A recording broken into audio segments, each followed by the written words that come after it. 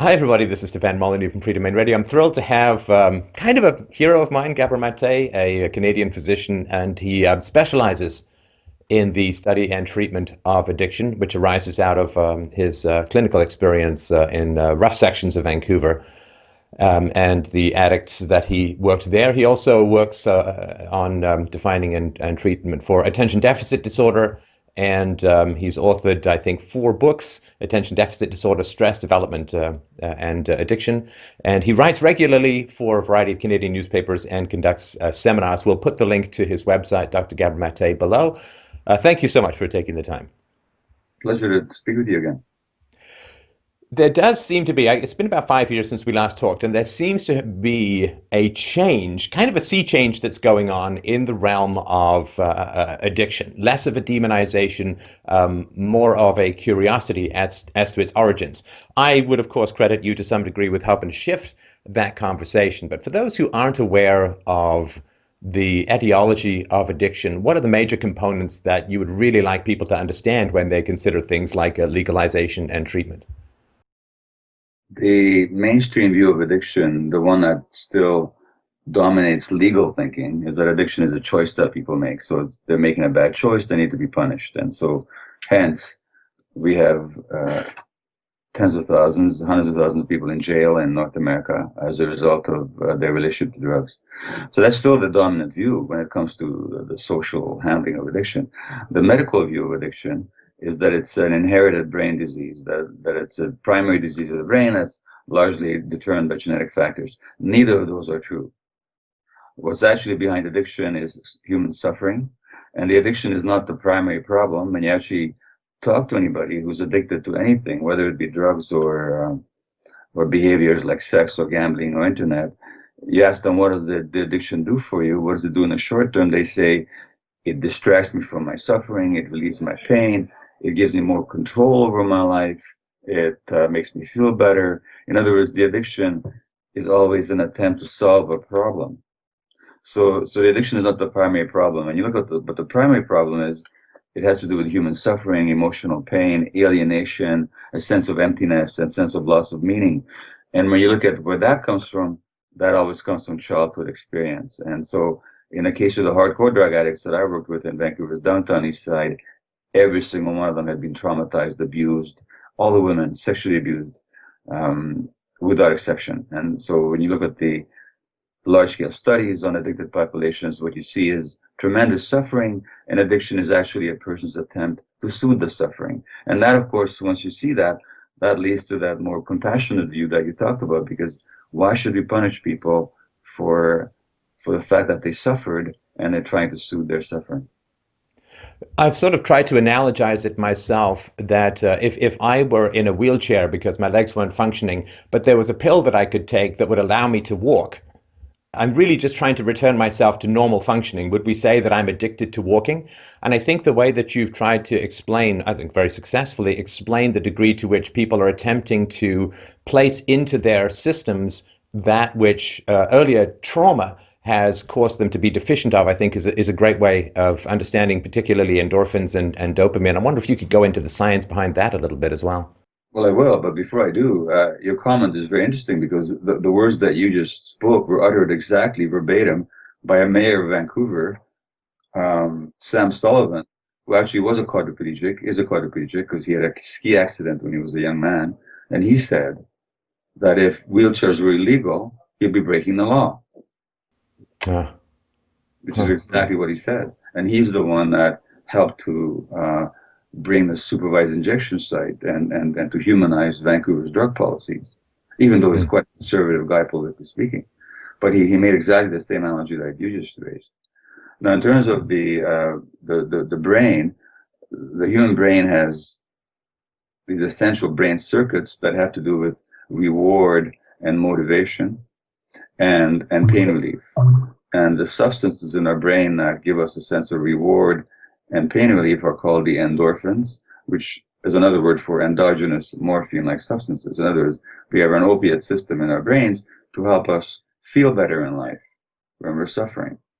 Similarly, there's a chemical called dopamine, without which we are not motivated. So if you take a little animal in the laboratory, like a rat, a mouse, and you feed him some good food and he likes it, but if you put the food on a few inches away from his nose, this has been done, he will starve to death and won't eat because chemically they knocked out his dopamine system. And without dopamine, there's no incentive to do anything. So our dopamine and our endorphin circuits in our brain develop under the interaction of the environment. And the human brain develops in response to the environment. And when the circumstances aren't right, those circuits don't develop. Now, the necessary condition for the development of these crucial brain circuits of pain relief, motivation, and actually love are nothing less than the presence of non-stressed, emotionally available, nurturing parenting caregivers. So kids who don't experience those qualities in their early years are actually brain deprived of some of the essential chemicals necessary for life. And these are the people that are prone to get addicted to substances that'll give them that dopamine, that'll give them those endorphins, which are the stimulant drugs and the opiate drugs. In other words, the biology of addiction reflects the child's experience. And if you look at the large scale studies on addicts, what you find is trauma after trauma after trauma. And under conditions of trauma, those circuits just don't develop properly. And there's this genuine tragedy, I think, that is the war on drugs, which is, it seems to me at least, to be an intersection of two tragically sympathetic in terms of locking together addictions.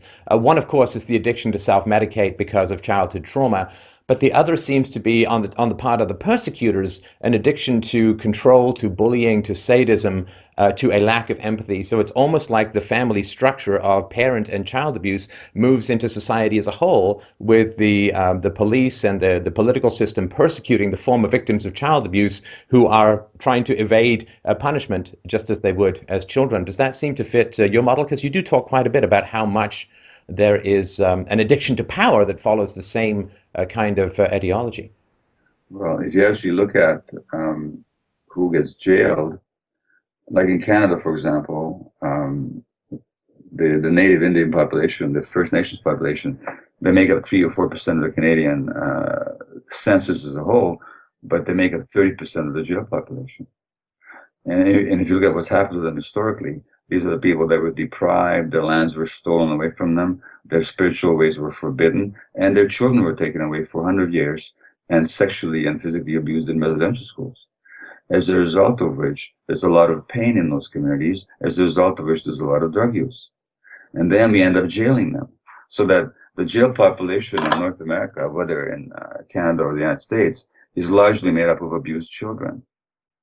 Now, the people that are inflicting that punishment on these people are very often uh, human beings who are very hurt themselves, and the way of responding to the hurt is to try and get power over others so that they'll never be hurt again. In other words, it's the power that they're seeking, whether in the uniform of a policeman or the suit and tie of a politician, is designed to protect them from being vulnerable ever again. And and what they hate most is vulnerability. That's why they keep attacking the most vulnerable people, because they can't stand looking at vulnerability. So if you get politicians who deprive people of social services, who who take away support for the most vulnerable families, and who keep insisting on punishing the so-called junkie, these are the people that are afraid of their own vulnerability, and they try to defend against that by wielding power.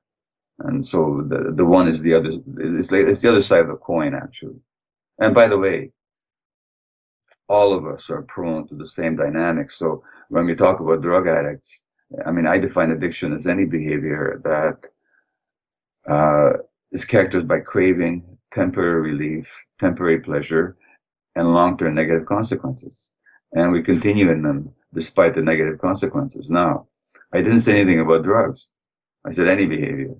So how many of us are familiar with having behaviors that are give us temporary relief, but hurt us in the long term, and we continue it? So how different are we from the drug addict? The only difference is that they're using a substance, whereas we go shopping or we stuff ourselves with food, or we surf the internet, or we gamble, or we addicted to work, without which we don't feel complete or adequate.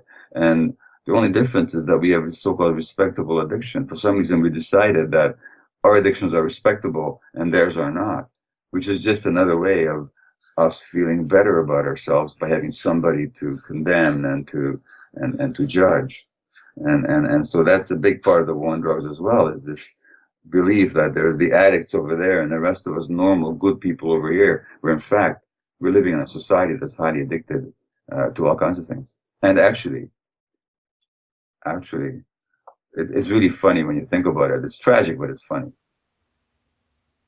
We say to Well, the I'm politicians say, sorry, go finish your thought. Sorry, go ahead. yeah, well, the politicians say to the drug addict, how can you inject harmful stuff into yourself? But what are we doing to the earth? We're injecting all kinds of harmful stuff into the very air that we breathe. Tens of thousands of Canadians die of air pollution every year. Tens of thousands of Canadians die of air pollution every year. Now, which is worse addiction? To profit or to heroin? Which kills more people? So it's a very arbitrary and self-deluding distinction that we make. Well, and of course, in particular, things like, I mean, you're a father, I'm a father, the national debt that is being piled up throughout the West to try to sustain a standard of living that the world can't sustain ecologically is another kind of addiction that politicians are largely responsible for because they're just failing to say to people what the limitations are. And Yeah, these delusions of grandeur seem to be about as addictive as any biochemical substance you could put in your body. well, a lot more addictive actually, and a lot more damaging when it comes to the overall impact. Right. And not to mention the fact that if you actually ask the question, which drug is more harmful, alcohol, cigarettes, or heroin, there's no comparison.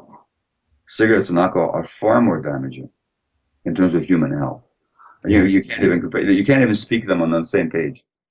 If you take if you take 100 people who are heroin addicts, uh, if you give them their heroin legally, as you give them their cigarettes or their alcohol, out of that 100, who's going to be more sick at the end of 15, 20 years? There's no comparison. There were many more deaths in the cigarette and alcohol group than in the heroin group. Now, I'm not advocating for heroin use. I'm just talking about the arbitrary nature of our decision making around what constitutes acceptable and non acceptable addiction. I've also sort of been curious the degree to which mind altering substances that can help people achieve different perspectives.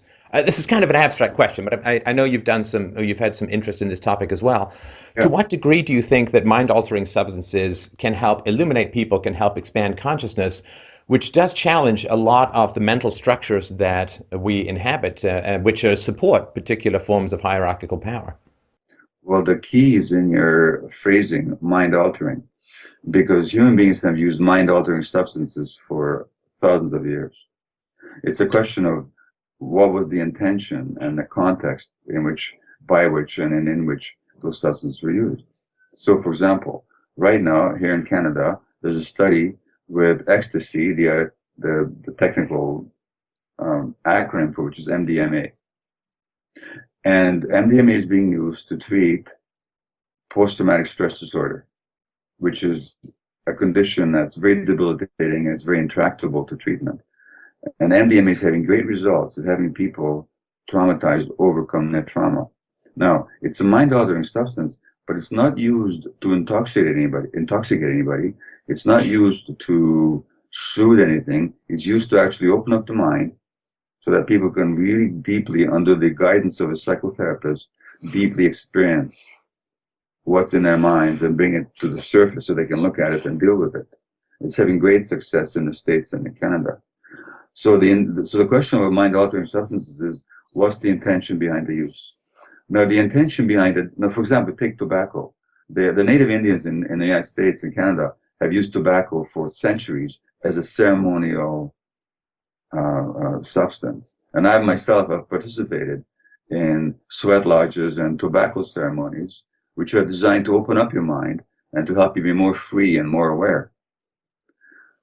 At the same time, you can use cigarettes to soothe the pain and to make yourself less aware. So it's a question of what is the intention and what is the context. So if the intention is to open up the mind to a higher level of awareness, that's one way of altering the mind. If the intention is to upturn the mind and to kind of go blotto because you don't want to feel the pain that's there, that's the addictive use.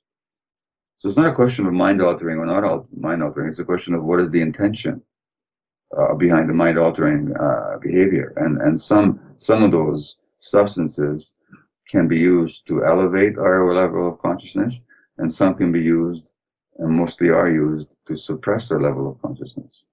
And that second use is the addictive use. The addict uses the drugs because they don't want to be aware. They don't want to feel the pain. It's like Keith Richards said in his book Life, his autobiography. He's talking about his heroin addiction. He said the contortions we go through just not to be ourselves for a few hours. So addiction is always about an escape. It's an escape from reality. And from one's own mind. I think, as you'd mentioned there, quoting another psychiatrist, that when people are afraid of death, of other people, and of their own minds. And I also wonder, I've heard the phrase said that mental anguish in general, or psychological dysfunction, is around the avoidance of legitimate suffering. And I wonder the degree to which, when you go to have surgery, you're expected to receive anesthetic. When you go to get a tooth drilled, you're expected to receive Novocaine. And nobody has any problem with that. In fact, we would think that somebody who would reject those things might be kind of masochistic. But when it comes to emotional pain, childhood pain, psychological pain, there seems to be a very staunch unwillingness to give people the sympathy for the suffering they experience, maybe because it's not visible. I mean, it's sort of visible over time in the trauma the body receives due to addiction. But I wonder the degree to which, in a sense, sympathy is a drug that is craved, and because it's not provided in society, because of maybe people avoiding their own childhood pain, or maybe a fear of guilt that they knew a child who was being abused and didn't do anything about it.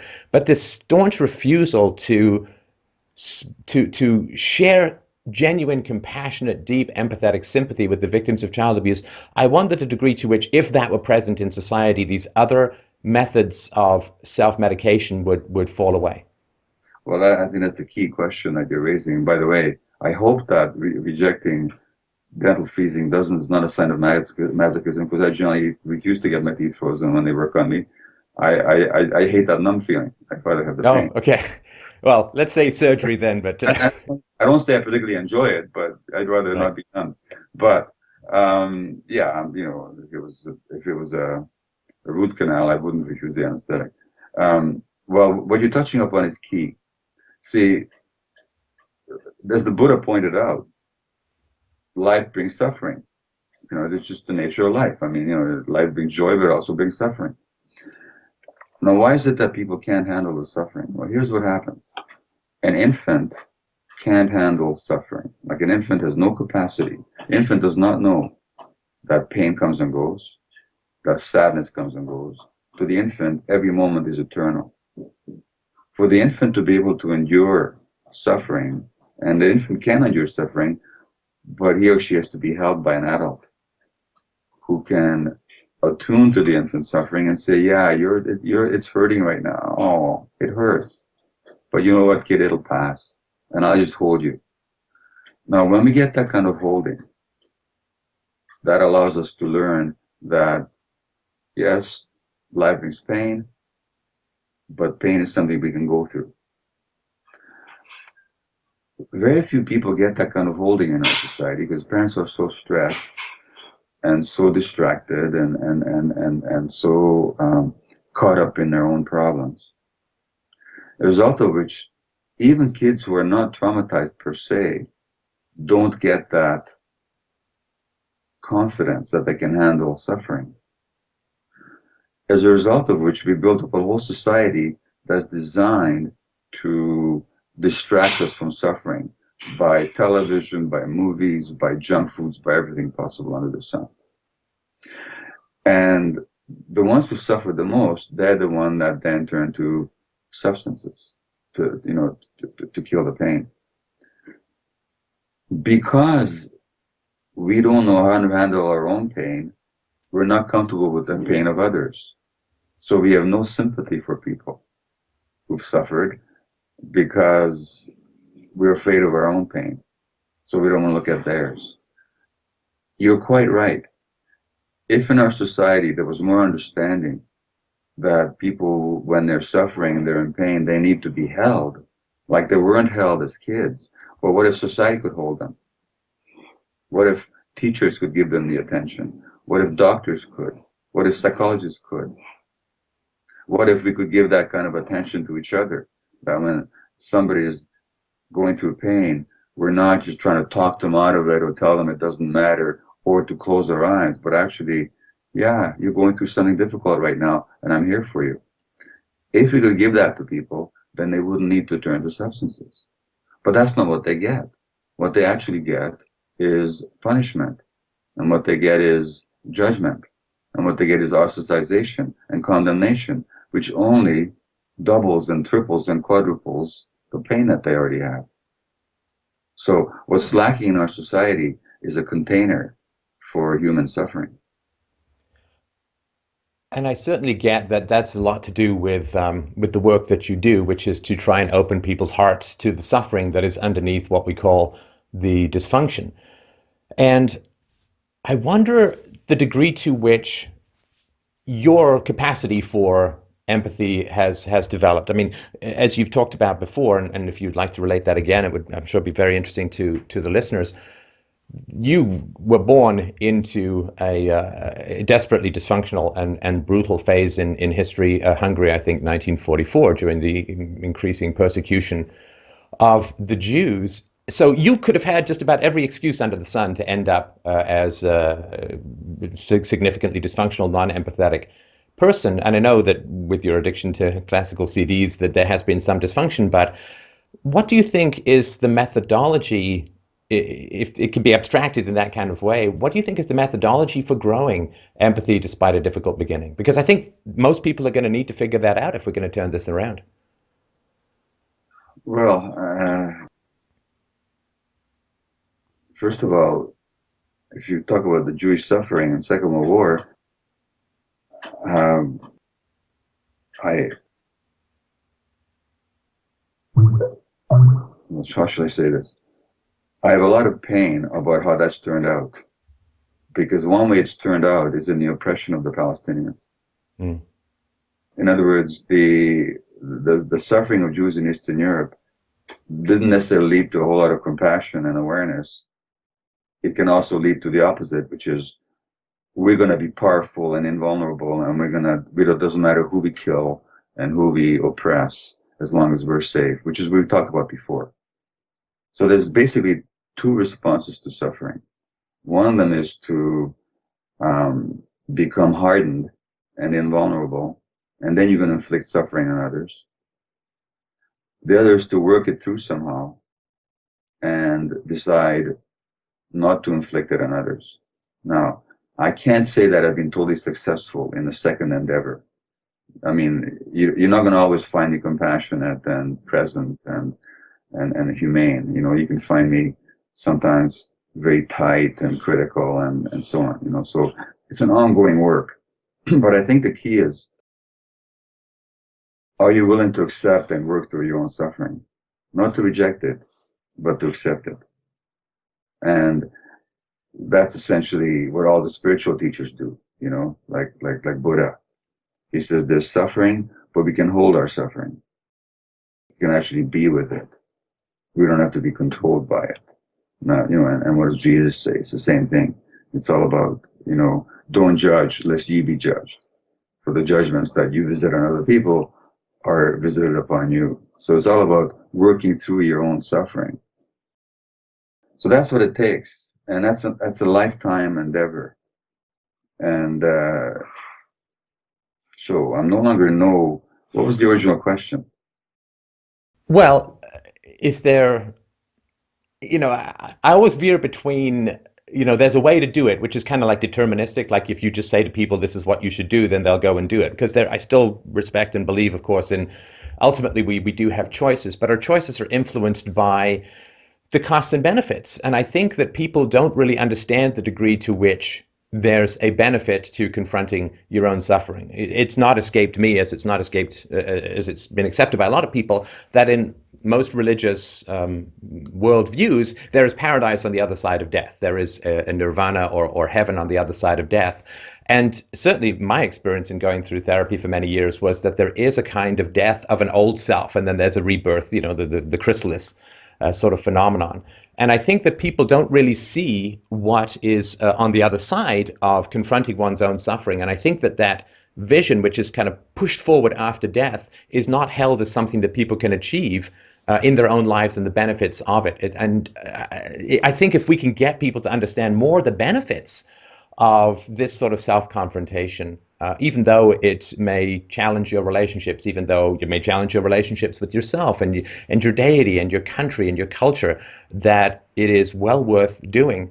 So I wonder the degree to which people might choose more this commitment to empathy and to self-knowledge, which has been commanded since Socrates. The first commandment is know thyself. If they knew the benefits more, which don't seem to be communicated very well. I think that you do a great job of communicating it in your work. I hope to try do my own little bit that way as well.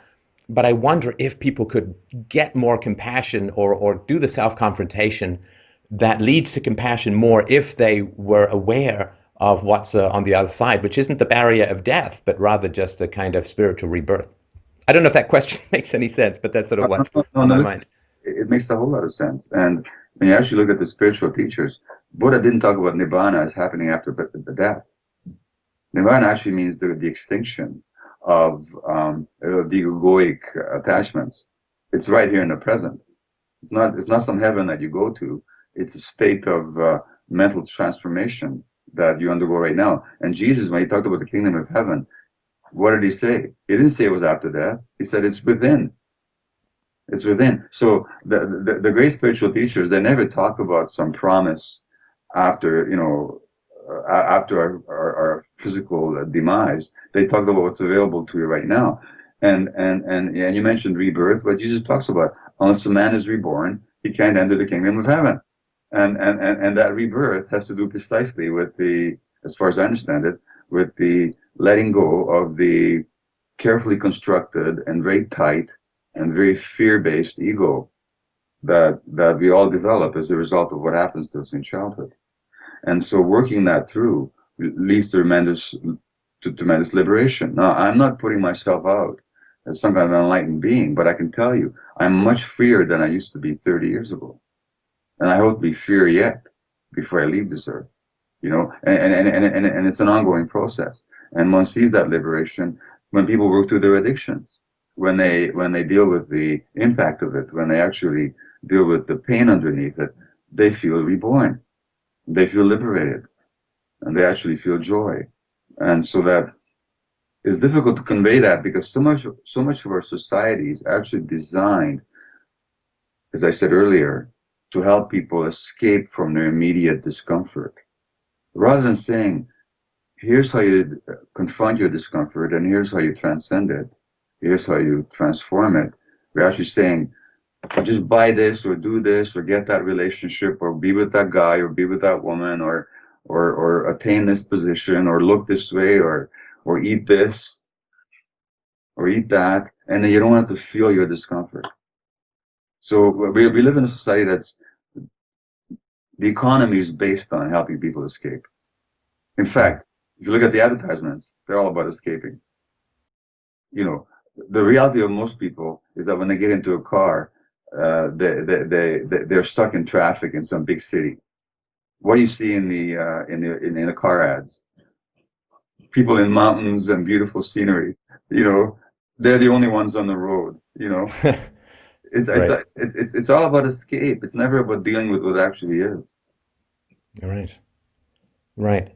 Now, you've mentioned in some of your talks about obesity, which is becoming. I just went to Florida, where you can see this sort of all around. I Yeah. wonder if we could talk a little bit about what is happening to people's weight in the world, which of course has a whole other host of environmental ill effects, and not just personally, but of course across the ecology as a whole of a consumption of food.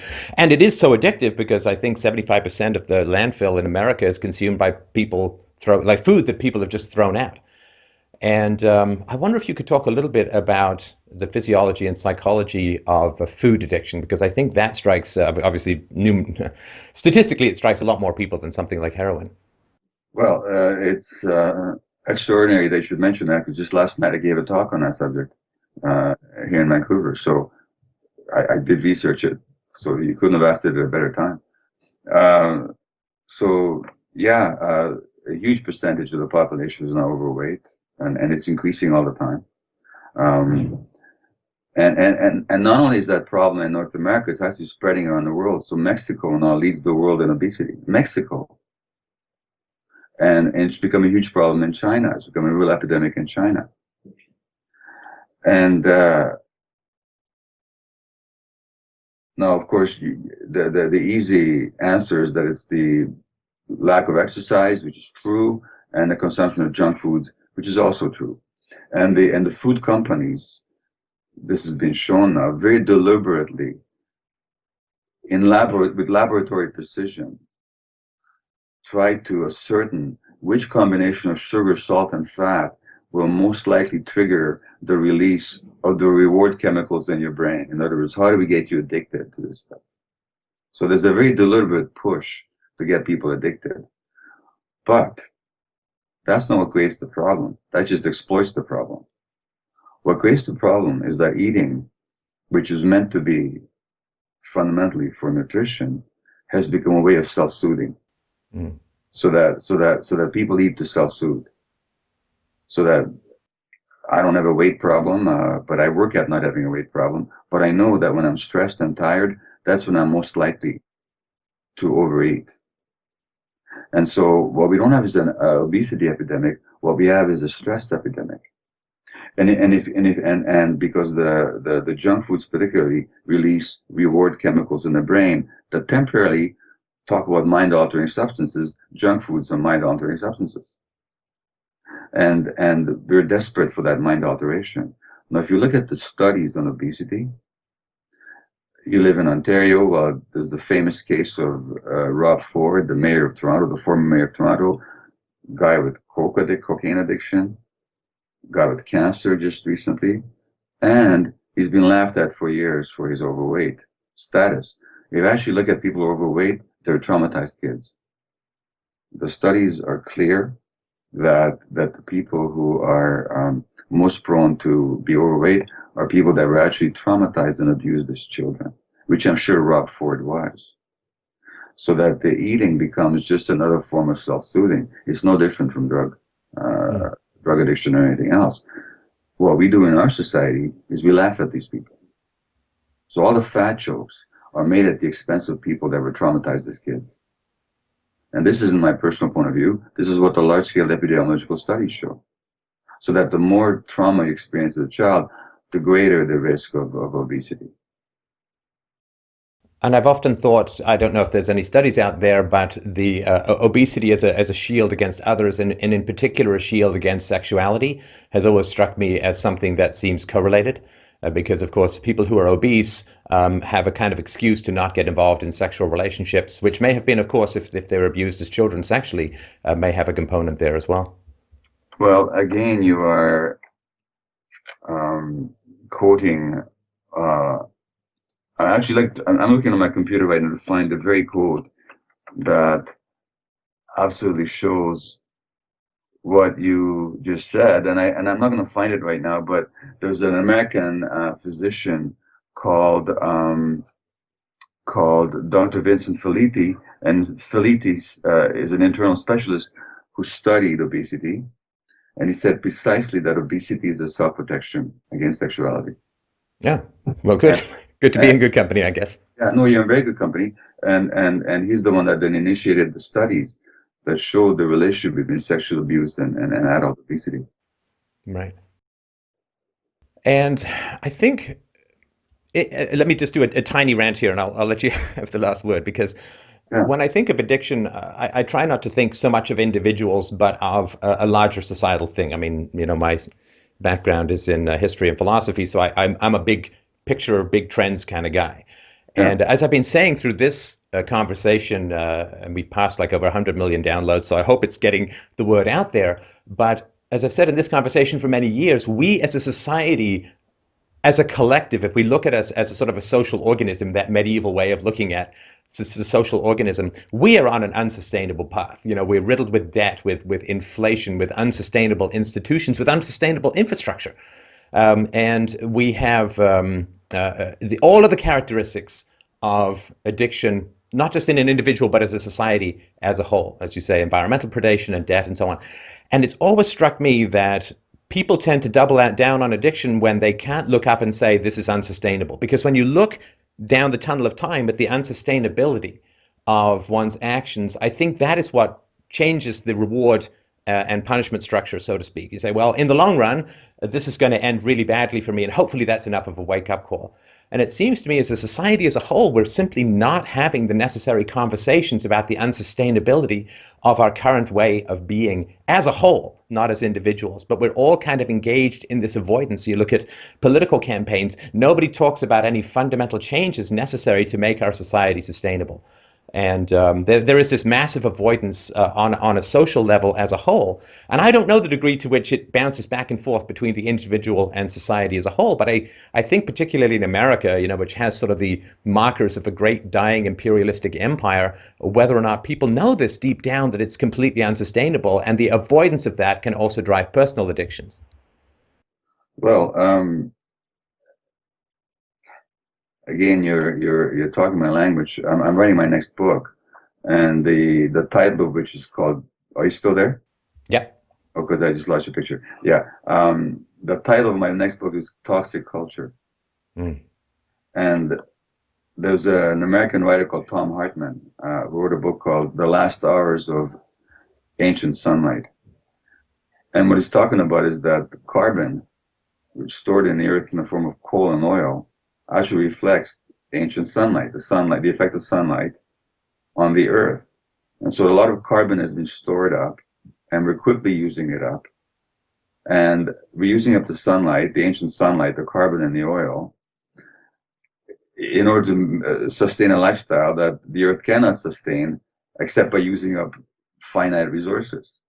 So this is going to end at some point.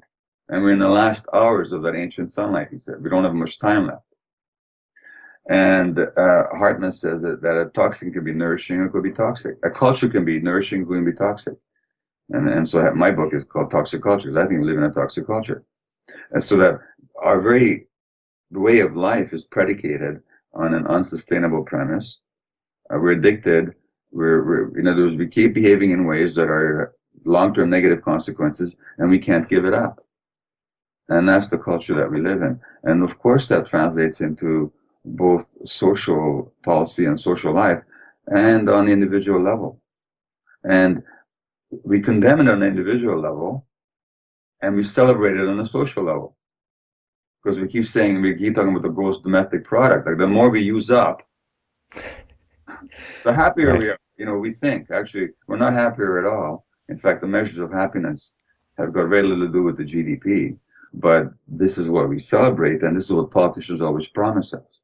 So that there's a real contradiction between what is realistic and what will sustain human life and what we're actually doing. And so that addiction, which we condemn on the individual level, in some cases, is what characterizes our life as a society. And that creates a lot of suffering. We're creating a lot of suffering for ourselves, not just in the future, but we're creating it right now. And if you actually look at the preponderance of mental illness, a lot of the kids that are being diagnosed with all kinds of conditions, uh, all the kids that are being medicated now for all kinds of things that didn't used to even exist, let alone demand pharmacological intervention. If you look at the obesity epidemic that we've talked about, the stress levels, the chronic illness, the dementia levels that are rising.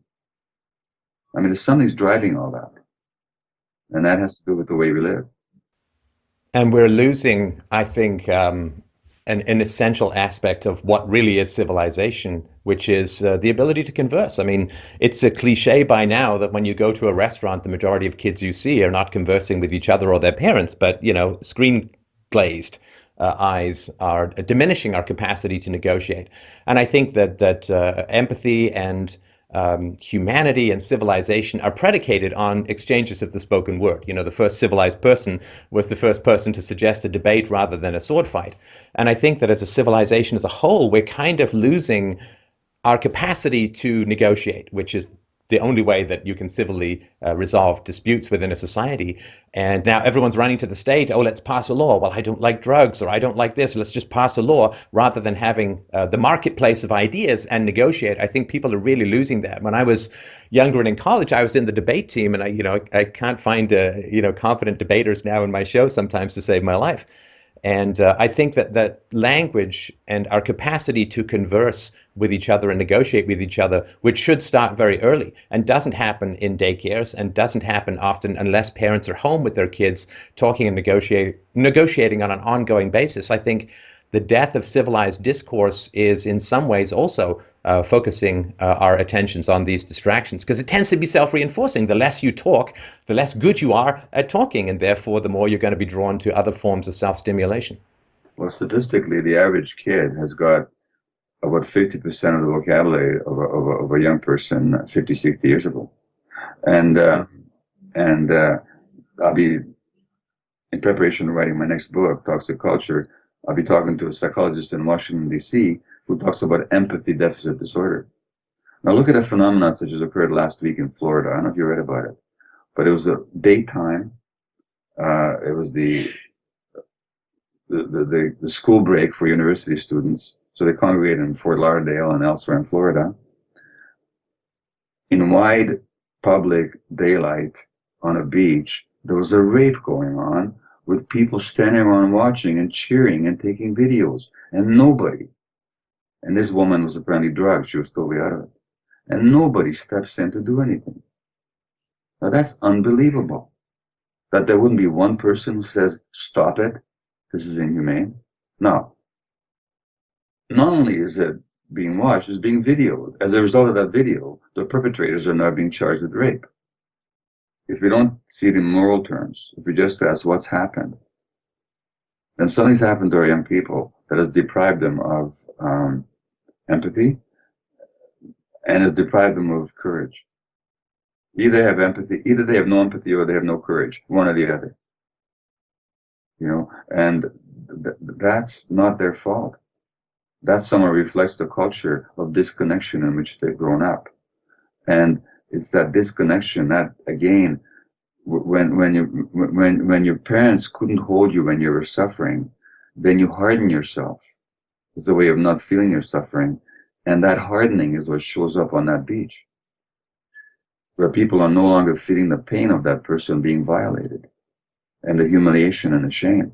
And so that's the culture that we live in. And that has everything to do with addiction, because all these ways that we then soothe are trying not to feel. So that, and then the addict is only a person who's trying not to feel something that's too painful for them. Well, we have a whole society that's addicted to not feeling anything. How else could you watch a rape and not feel anything and not be moved to intervene? So something's happened to you, and you, the observer, who can witness this without intervention. And that speaks to the nature of the toxicity of the culture that we live in. And interrupting that cycle, I mean, we can imagine that these people who observed this phenomenon, videoed and cheered it, what they're going to be like themselves as parents. It's so challenging to break this kind of cycle. And these momentary gratifications can have multi-generational effects. I think a study came out recently that pointed out that trauma can change genetics over 2 or 3 generations. And it continues to be, short-term gain, so to speak, but the long-term pain can be multi-generational, which is a challenge that I think we're facing now. Well, absolutely. And for example, if you look at when people are traumatized, their stress hormone levels are higher, their cortisol levels are higher. So people traumatized early in life, they'll have high cortisol levels even later on in life, which makes them more prone, by the way, to depression and addiction and autoimmune disease and cancer. Now, if you look at the cortisol levels of the grandchildren of Holocaust survivors, they're still elevated. So trauma is passed on from one generation to the next, not genetically, but biologically. And if you understand that trauma can take two forms, There's the overt trauma of abuse and neglect and beating and or watching your parents hate each other and so on. But there's the other kind of trauma, which is what I talked about earlier, which is the trauma of not being held, not being emotionally contained the way you need it to be. We're actually looking at a traumagenic society because parents are no longer capable. They no longer have the time. They no longer have the attention span. And so often do you see a parent walking, pushing a tram, a baby buggy in the street, and what's the parent doing? The parent is playing with the internet or playing with its cell phone or actually talking. What message does the child get? Does that parent imagine, if she thinks about it, that that infant does not feel her absence? And then what kind of parent will that infant be? And Fisher Price now has a holder for an iPad for 1 year olds. And these kids are being addicted to the screens. Yeah. And and then as you say, they no longer have the language to converse. And the fact that you and I have, you see this conversation that you and I are having, which I very much appreciate, by the way, but this conversation that you and I are having, you could imagine 50 years ago, these kind of conversations were actually held on public television. Right, right. But now on television, you get the 8 second soundbite. You're lucky if you get 8 seconds. I couldn't express these ideas in any kind of public television program, let alone the commercial television program. There's no Yeah. space for it. There's not the attention span for it. And the reason you're getting all these downloads is because it's a lie that people aren't interested. It's a lie that people don't want deeper information. It's a lie. It's something we can convince ourselves because it suits the commercial ethos. But in reality is people are desperately hungry for real contact and real information and real conversation. At least many people are. Oh, no, I get that. I mean, we do in this show, I do 6 or 7 hours of call-in shows a week, and we're booked out for months. If people want to talk about important stuff, we're Yeah. thirsty for it. Now, I'm very excited that there's a new book coming out. Been waiting, so I'm very glad that you're working on that. Do you have a time frame for when the book's going to be available? Well, I finally promised to finish it by next March. It'll be out in the fall of 2017. And by the way, I'm writing it with a world-renowned trauma expert called Peter Levine. Um, and it'll be about, well, toxic culture, trauma, illness, and healing in a materialistic world. That's the title. I I think it sounds perfectly gripping, and so I really really appreciate your time. People can go to Dr. Gabor Maté, Gabormat. Don't worry about the accent, just Mate. You'll get there. Right. And the first thing you can do, of course, is watch the great TEDx talk that you have on the homepage. But you can, of course, see Dr. Maté and attend his workshops, which are on the website. So, as always, I really, really appreciate the conversation. I incredibly thank you from the bottom of my heart for the work that you do and the humanity you bring to these people who are suffering, and the degree to which we can pry apart the ancient sadists from the ancient victims, I think, is the degree to which the true sunlight of civilization can enter into these relationships.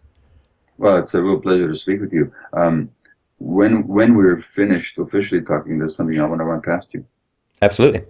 Okay? All right. So thank you everyone so much. Please check out drgabormate.com, and we appreciate your time. Thank you.